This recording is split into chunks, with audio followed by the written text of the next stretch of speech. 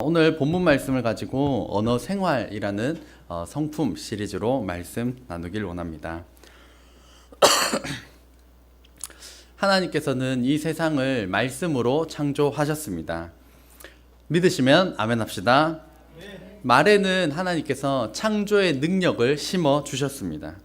그리고 하나님께서 그 말씀대로 창조의 능력으로 말을 사용하신 것처럼 하나님의 형상대로 만든 사람에게도 이 말의 능력을 주셨습니다.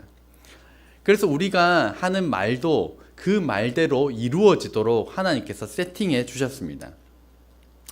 민수기 14장 28절 한번 같이 읽겠습니다. 시작. 여호와의 말씀에 내 삶을 두고 맹세하노라. 너희 말이 내 귀에 들린 대로 내가 너희에게 행하리니. 아멘.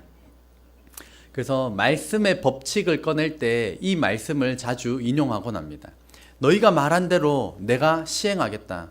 너희가 말한 대로 내가 시행하겠다. 라는 법칙을 하나님께서 이 세상 가운데 넣어 두셨습니다. 그래서 속담에는 말이 씨가 된다 라는 표현이 있는데 이게 굉장히 성경적인 관점에 나온 속담입니다. 실제로 사람을 살리는 말을 하면 사람을 살릴 수 있습니다. 반대로 사람을 죽이는 말을 하면 실제로 사람을 죽일 수가 있습니다. 우리가 사용하는 말에는 엄청난 힘이 있습니다. 그래서 말이 차라리 이렇게 상처 주는 말, 가슴 아픈 말 안 듣고 살면 어떨까? 말이 없으면 어떡할까? 라고 생각하면서 지금 말을 못하는 저희 집 막내 하랑이를 떠올리게 되었습니다. 말을 못하면 어떡할까? 상처 안 받는 대신에 굉장히 많은 불편함이 뒤따를 것입니다. 저희 하랑이는 말을 못하기 때문에 어로 다 해결을 하는데요. 엄마 배고파요, 밥 주세요 이렇게 하면 밥 딱 들면 이렇게 말을 합니다. 기저귀 갈아주세요, 불편하세요, 장난감 딱 보여주면 안아달라고 할 때도 할 줄 아는 게 밖에 의왕밖에 없습니다. 혹시 이렇게 살고 싶으신가요? 말이라고 하는 것이 상처도 줄 수 있지만 반대로 굉장히 편리하고 창조적이고 사람을 살릴 수도 있는 것이기 때문에 말을 안 하는 것보다 중요한 것은 말을 잘 사용하는 것입니다. 그러므로 예수님을 믿기 전과 후의 중요한 차이점 중에 하나는 바로 말의 변화에 있습니다.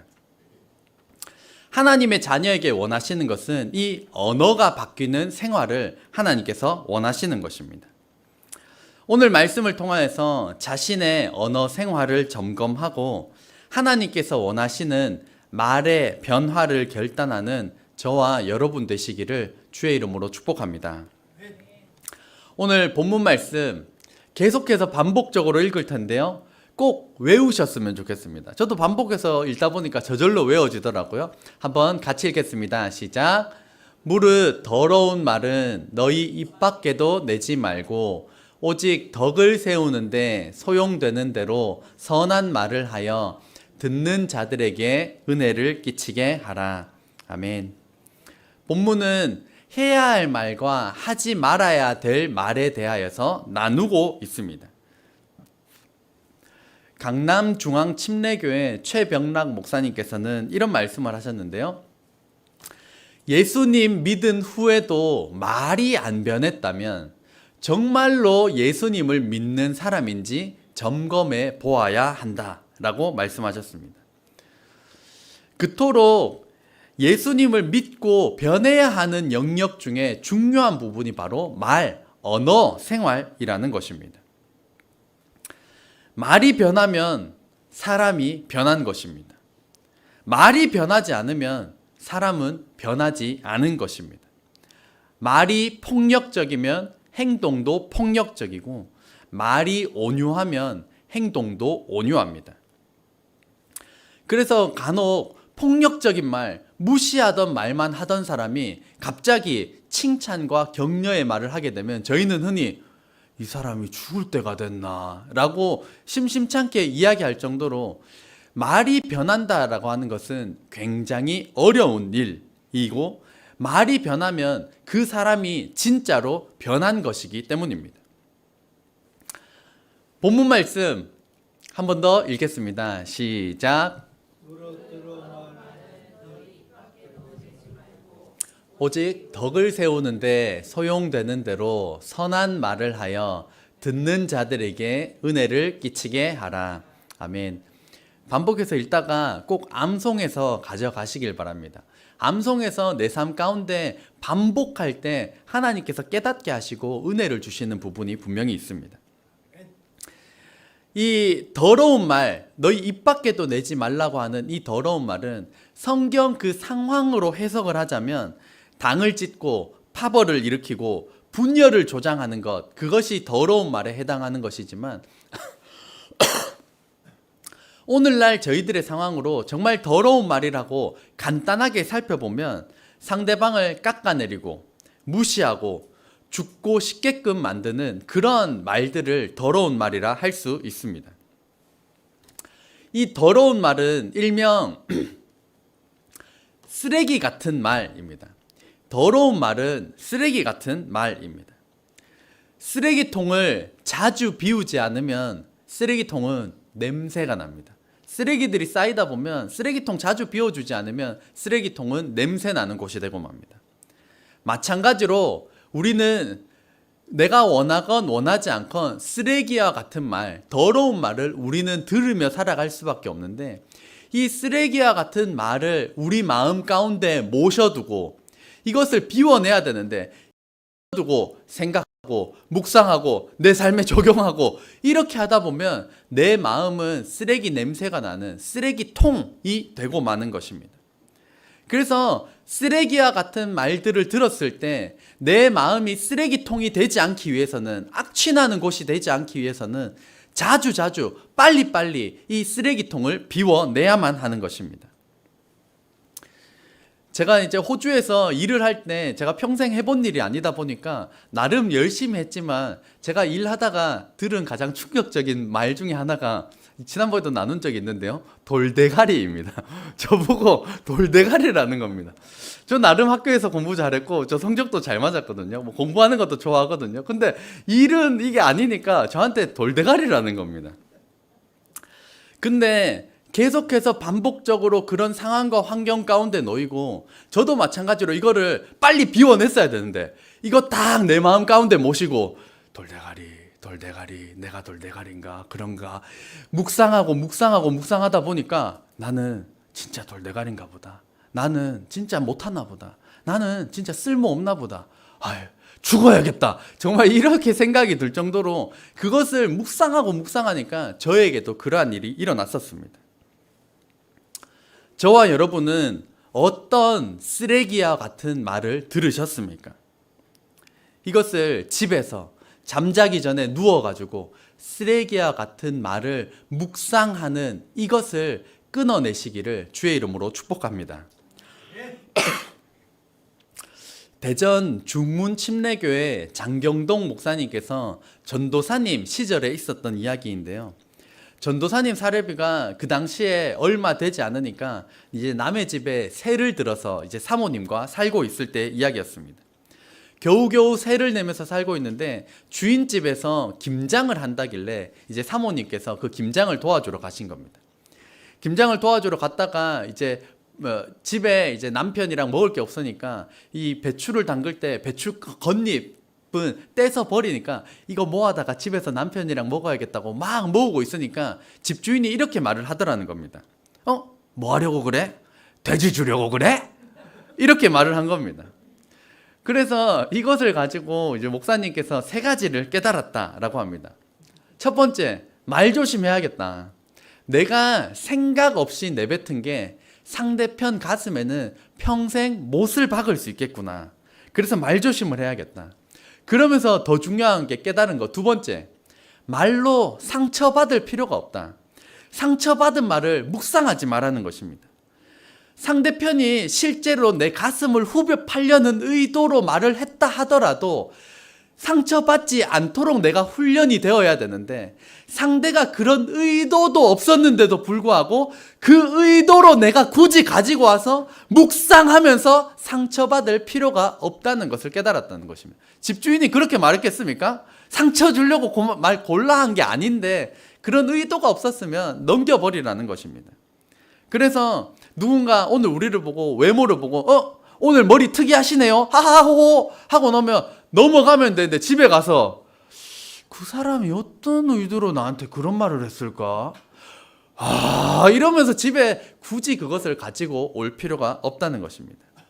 그리고 세 번째, 말하는 데에도 때가 있다라는 것이었습니다. 만약에 그 돼지 주려고 그래? 라고 했을 때 사모님께서 그날 집에 와가지고 아이고 집주인 양반이 그런 이야기를 하더라 울며 불며 이야기를 했으면 목사님은 다 때려치우고 사역 다 때려치우고 돈 벌러 갔을 것인데 그걸 그날 말하지 않고 삶이 좀 평탄해지고 괜찮아지고 살만해졌을 때 그 과거의 일을 꺼내서 이런 일이 있었다라고 이야기를 하더라는 것입니다. 그러니까 같은 말이더라도 고생할 때 들으면 상처가 되는데 지나고 나니까 추억이 되더라는 것이었습니다. 저와 여러분은 말을 통하여서 다른 사람을 살려내고 있습니까? 아니면 다른 사람을 죽이고 있습니까?